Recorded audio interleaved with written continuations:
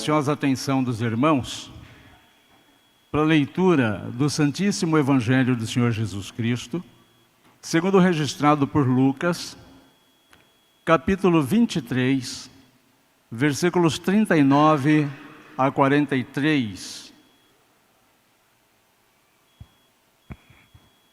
Lucas 23, de 39 a 43. Assim registrou o servo do Senhor, que naquele dia um dos malfeitores crucificados blasfemava contra ele, dizendo: não és tu o Cristo? Salva-te a ti mesmo e a nós também. Respondendo-lhe, porém, o outro repreendeu-o, dizendo: nem ao menos temes a Deus, estando sob igual sentença? Nós, na verdade, com justiça, porque recebemos o castigo que os nossos atos merecem, mas este nenhum mal fez. E acrescentou: Jesus, lembra-te de mim quando eres no teu reino. Jesus lhe respondeu: em verdade te digo que hoje estarás comigo no paraíso. Que Deus nos abençoe. O título da minha fala com os irmãos nesta noite é o poder do arrependimento. O poder do arrependimento. Meus irmãos, minhas irmãs, nós estamos diante de um texto bíblico que deveria ser escrito com tinta dourada. Um dos mais impactantes textos das Escrituras Sagradas. Esse texto já foi usado para a salvação de milhares de almas em toda a história da humanidade até o presente momento. Um texto contundente, provavelmente de um diálogo na cruz, presenciado por uma das mulheres que estava ali nos pés, porque Lucas escreveu seu evangelho recolhendo informações com as pessoas que vivenciaram os momentos de Jesus, e é o único evangelista que esmiuça e detalha esse diálogo que aconteceu na cruz. Multidões de pessoas vão agradecer a Deus, porque a Bíblia relata essa história de um malfeitor ou ladrão crucificado com Jesus, e o seu diálogo pôde ser ouvido e registrado. O importante aqui não é perceber se era ladrão, se era malfeitor, porque independente do que ele tenha feito, ele alcançou ali a condenação máxima naquela época, que era a morte na cruz. A morte na cruz era reservada para quem praticasse crime considerado hediondo, como a subversão, a incitação, a rebeldia política, ou o roubo, o assassinato. As pessoas praticantes desse tipo de crime eram condenadas à morte. E Jesus estava ali então, no meio de dois homens. Consequentemente, as pessoas que viam aqueles três homens crucificados poderiam entender que seriam três grandes e perigosos criminosos, muito perigosos para a sociedade, que estavam sendo crucificados ali. Mas as lições que nós aprendemos com essa crucificação são muito impactantes. Eu queria que os irmãos agora se transportassem para aquele momento da crucificação, para que nós possamos entender o que está acontecendo ali e por que quis o Senhor que esse texto fosse registrado e chegasse ao nosso conhecimento nesta noite. Algumas coisas muito interessantes podem ser percebidas no texto que nós acabamos de ler e de ouvir aqui. Nós somos informados de dois malfeitores, ou dois ladrões, um de cada lado de Jesus, ambos crucificados junto com o nosso Senhor, um à esquerda, o outro à direita do nosso Mestre. Quando nós percebemos aqui o posicionamento de um desses homens, que arrependido clama a Jesus por salvação, nós ficamos pensando, por que que um desses homens se arrependeu e o outro não? Se a mensagem de Jesus tinha chegado aos dois de igual forma, não que eles tivessem andado com Jesus, mas a mensagem que Jesus queria transmitir chegou no mínimo ao mesmo tempo para aqueles dois homens ali crucificados. A crucificação durou praticamente de manhã até de tarde, e eles puderam os dois ouvir o que se falava a respeito de Jesus, o que Jesus havia feito para que chegasse até aquele momento, e de quem se tratava ser aquele homem crucificado ao centro. A mesma mensagem chegou para aqueles dois homens, mas veja que somente um presta atenção e ouve o que está acontecendo ali. E somente na vida, no coração de um, é produzido arrependimento. O outro não, sendo que ouviu a mesma mensagem, sendo que ouviu as mesmas palavras, presenciou as mesmas coisas. Então nós podemos perceber que acontecem ali duas coisas muito interessantes. Um arrependido e o outro sem arrependimento nenhum. Nós podemos pressupor então, como todo o restante da Bíblia vai nos ensinar, que para a salvação, como aconteceu com aquele homem que conversou com Jesus, para a salvação é necessário que nós tenhamos na nossa vida arrependimento. Mas não arrependimento secreto, porque o arrependimento secreto pode ser qualquer coisa, uma sensação de culpa, um remorso, mas não arrependimento. O arrependimento, ele exige como pré-requisito demonstração de que alguma coisa foi transformada no coração da pessoa que o vivencia.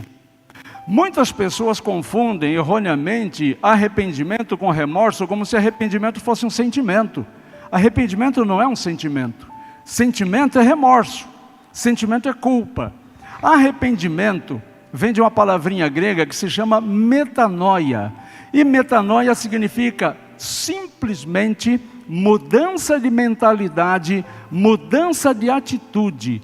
Isto é arrependimento. Não tem nada a ver com remorso, com sensação de culpa, com choro, com emoções profundas, com saculejos emocionais, absolutamente nada a ver com isso. A metanoia, o arrependimento, é quando nós entendemos alguma coisa e aquilo produz na nossa vida uma mudança de comportamento, uma mudança de visão das coisas, uma mudança de mentalidade, e essa mudança começa a gerar na nossa vida mudança de comportamento. Nós passamos a agir diferentemente, nós passamos a falar de uma forma diferente, nós passamos a pensar de uma forma diferente por conta do arrependimento. O arrependimento implica em uma compreensão da gravidade de um pecado, teologicamente falando, que leva a pessoa a se voltar para Deus e buscar viver de acordo com a verdade de Deus. Qual que é a característica do arrependimento? Implica de imediato numa compreensão da gravidade do pecado da pessoa, mas também fé no perdão e na graça de Deus. É um ato que conduz a pessoa à restauração, à renovação, sendo acompanhado, obviamente, de frutos espirituais, como o desejo de fazer o bem. Isso aparece em Lucas 3:8, por exemplo. Está relacionado com o reconhecimento da justiça de Deus e da aceitação de Cristo como Senhor e Salvador. Isso está em Atos 3:19. Qual o grande exemplo bíblico que nós temos de arrependimento? O apóstolo Pedro, que depois de negar Jesus, se arrependendo profundamente, isso está em Mateus 26, ele busca reconciliação com o Mestre e continua, depois desta grande falha de ter negado Jesus, como um líder dos demais apóstolos. Qual que é a diferença do remorso e da culpa? A diferença do remorso ou do sentimento de culpa é uma profunda tristeza ou angústia por ter cometido um erro ou pecado, mas sem necessariamente a intenção de mudar ou buscar o perdão de Deus. É aquela sensação de se sentir mal porque fez alguma coisa, mas sem intenção nenhuma de mudar. O remorso, a culpa, é voltada para a própria pessoa. A pessoa só se sente mal porque foi surpreendida na culpa, foi surpreendida no ato errado, porque senão continuaria por muito tempo sem sentir culpa nenhuma. É um sentimento de autofoco. A pessoa fica focada nas suas próprias mazelas, se concentrando na vergonha pessoal ou no medo das consequências daquilo que ela fez, ao invés de estar focada na ofensa que ela praticou contra Deus ou contra as leis de Deus. A culpa, o remorso, não leva necessariamente uma pessoa a uma mudança permanente de vida. Talvez a uma mudança que dure alguns dias, alguns meses, mas que com certeza não vai durar a vida toda. Pode gerar um desespero, mas sem o componente de fé que conduz à transformação e à renovação da vida da pessoa. Milhares de pessoas prendem-se ao fato de que aquele homem na cruz foi salvo na hora da morte e não consideram outros aspectos da salvação do bom ladrão, se é que nós podemos usar esse termo. Mas o comportamento daquele homem na cruz merecem uma observação especial da nossa parte nessa noite. A preocupação com a atitude ímpia do seu companheiro em ultrajar a Cristo é uma demonstração de arrependimento. E quantas vezes nós vemos pessoas ultrajando Cristo, vemos pessoas se afundando no caminho da perdição, e qual que é o nosso comportamento? Preferi não falar nada, preferi não me envolver, afinal de contas, religião cada um tem a sua, é melhor eu não me envolver com isso porque não me diz respeito, eu não quis ser indelicado, eu não quis ser intrometido. E aí nós vemos a pessoa a passos largos caminhando para as profundezas do inferno, sem nos manifestarmos ou sem ter nenhum dedo de misericórdia daquela pessoa. Veja que o pecado não atinge só a vida do pecador. O pecado, quando praticado, atinge em cheio a vida do pecador, mas atinge a vida das pessoas que estão à volta. Ninguém vivencia as consequências do pecado na particularidade do seu ser. O pecado cometido atinge os que estão em volta, a família, os amigos, a sociedade, os colegas de trabalho, os vizinhos, o bairro, a comunidade. O pecado de uma pessoa pode atingir uma nação e pode levar milhares de pessoas a uma tragédia indescritível. O que aquele homem faz na cruz, o bom ladrão, é primeiro se incomodar com o estado de pecado do seu companheiro, de ficar assustado, como que a mensagem de Jesus que chegou ao seu coração pode não ter chegado ao coração do seu amigo, estando os dois juntos, estando os dois tão perto daquilo que está acontecendo. Um pleno reconhecimento do seu próprio pecado é o que aconteceu com aquele homem também. Nós, na verdade, com justiça, porque recebemos o castigo que os nossos atos merecem. Veja o reconhecimento das mazelas da sua prática. O que está acontecendo comigo é consequência das coisas que eu fiz. E essa é uma característica do pecado. Ainda que Deus nos perdoe, as consequências do pecado serão pagas por cada um de nós nesta terra, nesta vida, enquanto durar as consequências do pecado. E isso não tem nada a ver com o perdão de Deus. Deus nos perdoa para a eternidade. As consequências do pecado nós temos que assumi-las e temos que arcar com elas. No caso daquele homem, a morte com a crucificação. uma demonstração de fé no poder e na vontade de Cristo para salvá-lo. Jesus, lembra de mim quando entrares no teu reino. Uma oração. Ele chamou a Jesus quando estava pendurado na cruz e suplicou para aquele homem que naquela hora pensasse na sua alma: Jesus, lembra de mim. Jesus, pensa em mim quando estiveres no teu reino. Com humildade, ele implora ser lembrado por Cristo. Ele implora para ser lembrado pelo nosso Senhor. Ele implora para ser lembrado por aquele, naquele momento de sofrimento, que é reconhecido como o seu Senhor também. Outra coisa que nós notamos é que aquele homem na cruz não pediu nada grandioso para Jesus. Não pediu nenhum milagre, não pediu cura, ao contrário do outro. Se você é Deus realmente, desce dessa cruz e tira a gente também. Pensando no alívio do sofrimento imediato, mas não pensando no alívio do sofrimento eterno. Aquele homem pede para Jesus para ser lembrado, e para ele isso era o bastante. Eu tive um pastor já falecido, foi o pastor que me batizou, quando ele pregava há muito tempo nas igrejinhas de Cornélio Procópio, fogão a lenha, nas propriedadezinhas das fazendas, nas casas apertadinhas onde as pessoas se aglomeravam para ouvir a palavra de Deus. Ele disse que por ser apertado o lugar, ele ficava ali do ladinho do fogão a lenha para poder falar para todos. E uma vez perguntaram para ele: que lugar o senhor acha que vai ocupar no céu?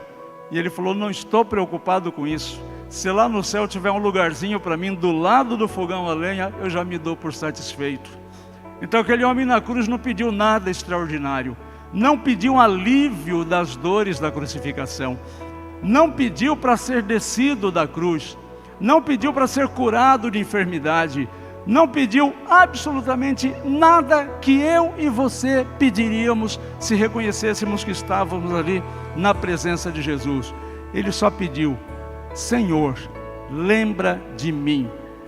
O tempo que aquele homem teve para viver a experiência de fé foi absurdamente curto, absurdamente curto.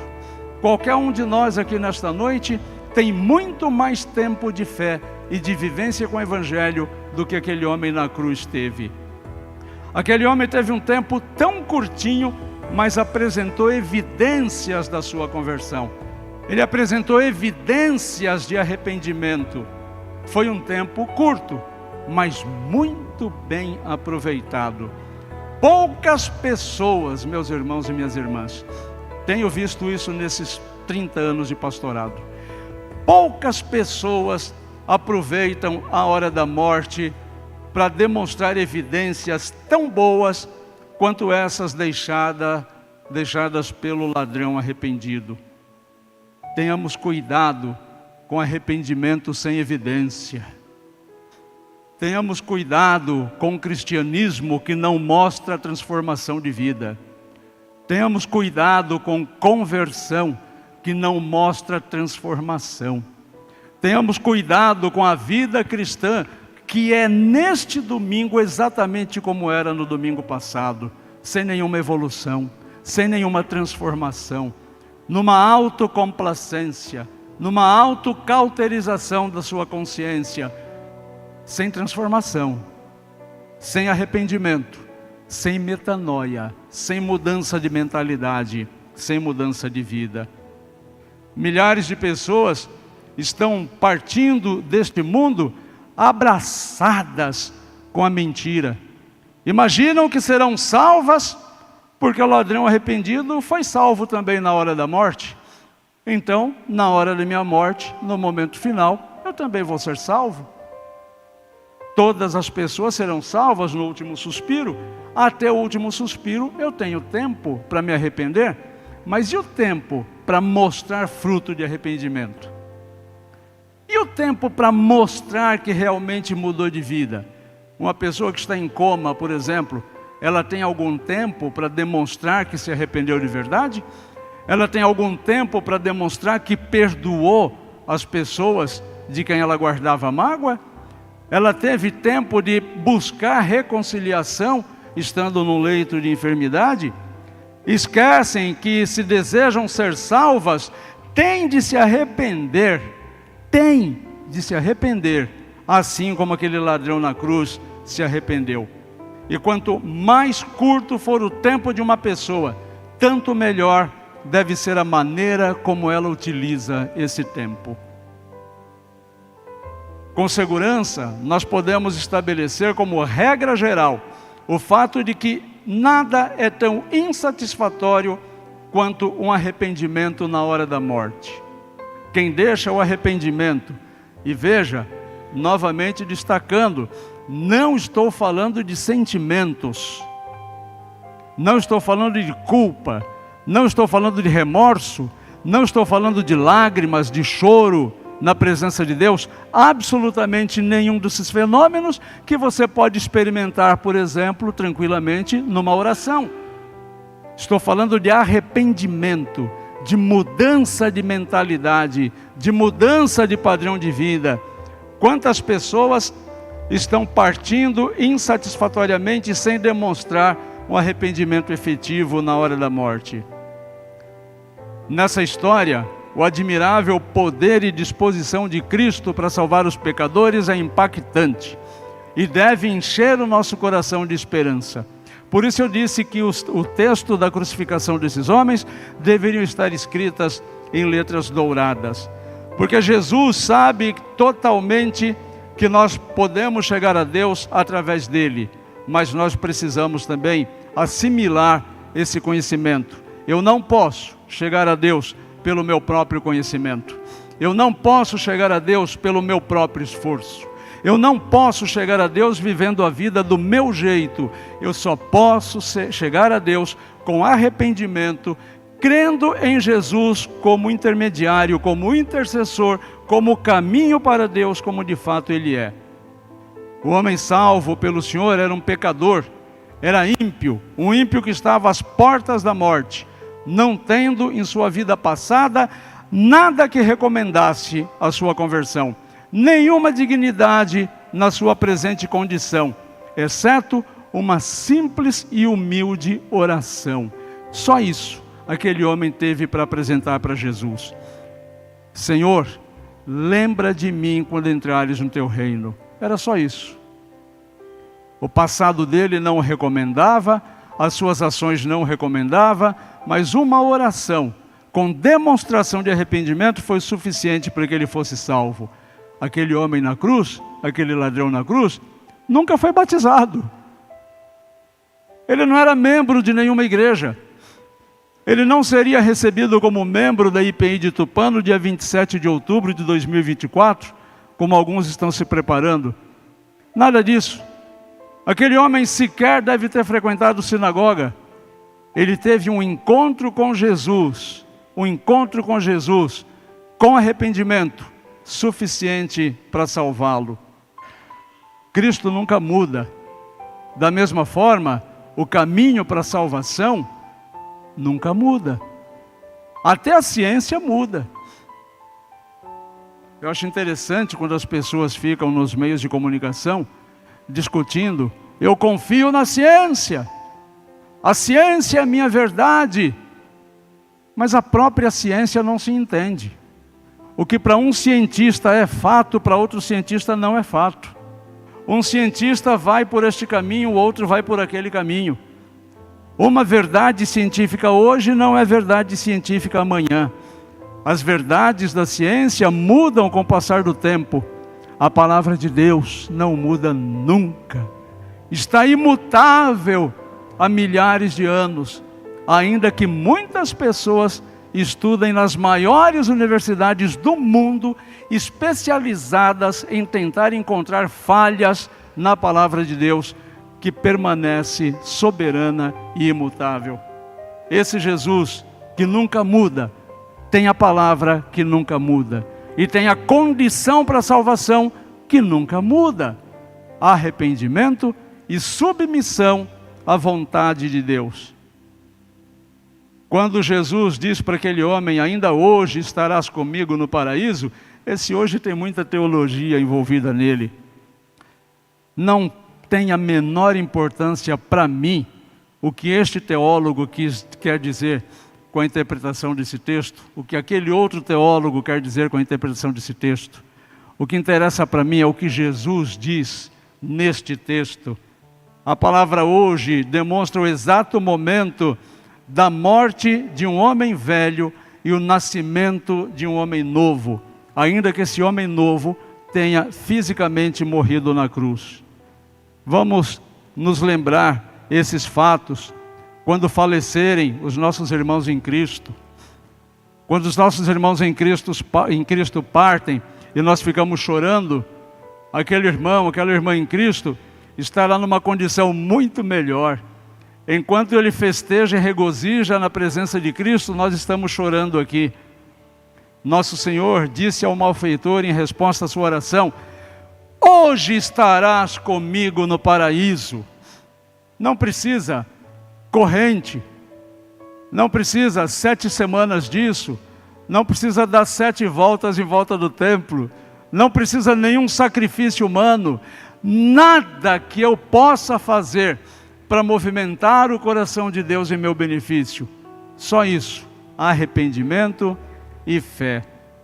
Então, meus queridos, vamos nos lembrar disso, que acima de tudo, se nós somos verdadeiros crentes, devemos recordar esses fatos ao olharmos adiante e contemplarmos a nossa própria morte. O poder do arrependimento diante da cruz. Morrer é algo solene. Todavia, se morrermos no Senhor, não precisaremos ter dúvida de que a nossa morte será lucro, como nos ensina o apóstolo. E você, meu querido, e você, minha querida, tem demonstrado uma vida diferente, movida pelo arrependimento diante de Jesus? Ou você tem falsamente se convencido de que pode ser a mesma pessoa tendo tido um encontro com Jesus? Ninguém, absolutamente ninguém é a mesma pessoa se teve um encontro real com Jesus. Ninguém que tendo um encontro verdadeiro com Jesus é a mesma pessoa. Este é o grande espelho. Se hoje você é a mesma pessoa que você foi ontem, você deve rever o seu conceito de vivência com o Senhor Jesus Cristo. Porque todos os dias nós teremos motivo para nos arrependermos. Todos os dias nós teremos motivos para olharmos para Jesus com humildade, com o coração aberto e clamar: Jesus, lembra de mim no teu reino. Que Deus nos abençoe.